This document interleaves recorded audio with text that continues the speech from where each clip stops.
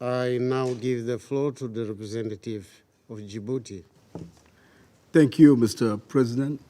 At the outset, Djibouti expresses its gratitude to Mozambique for convening this annual open debate of the Security Council on a matter of vital importance, and thanks the Secretary General for the annual report on the protection of civilians in armed conflict. The report gives an opportunity to assess the state of protection of civilians in the world, and the findings continue to underscore two major facts. There are far too many conflicts in the world, some protracted with a duration of more than 30 years, and the shocking toll of armed conflicts of civilians in many conflict zones in the world. Over the course of 25 years since the adoption of Security Council Resolution 1265 in 1999, we have collectively invested in enhancing the protection agenda, strengthening its architecture, establishing monitoring and accountability mechanisms, and through substantive policy discussions, we continuously developed a shared understanding of what protection mandates entail for UN peace operations.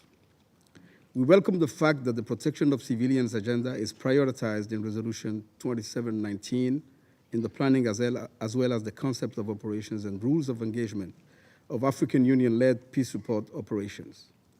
Djibouti, as one of the highest per capita contributors of uniformed personnel to UN peacekeeping support mandates, and anchored on protecting international humanitarian law when mitigating armed conflicts. African peacekeepers are increasingly faced with situations where they have to confront radicalized violent groups and non-state actors with hostile intentions and who deliberately target non-combatants. In light of the changing nature of conflicts, in particular on the continent of Africa, we underscore the importance of ensuring adequate resources, including force multipliers and enablers, as well as modern mechanical and technological instruments. Notwithstanding this progress, Djibouti is deeply disturbed by the continued erosion of compliance with international humanitarian law and international human rights law. In too many places, civilians in conflicts are vulnerable to the consequences of war. Instead of endeavoring to limit the barbarity of war with not deliberate targeting and killing of civilians, destruction of civilian infrastructure, including hospitals and schools, the integrity of UN facilities and premises must be protected at all times under international humanitarian law. Civilians must be protected in Sudan, Ukraine, and most terribly, Gaza, to mention just a few. Israel, which seems to have decreed Palestinians unfit to live, is committing wide-scale genocide in Gaza and continues to unashamedly rationalize the killing of civilians and the use of starvation as a method of warfare.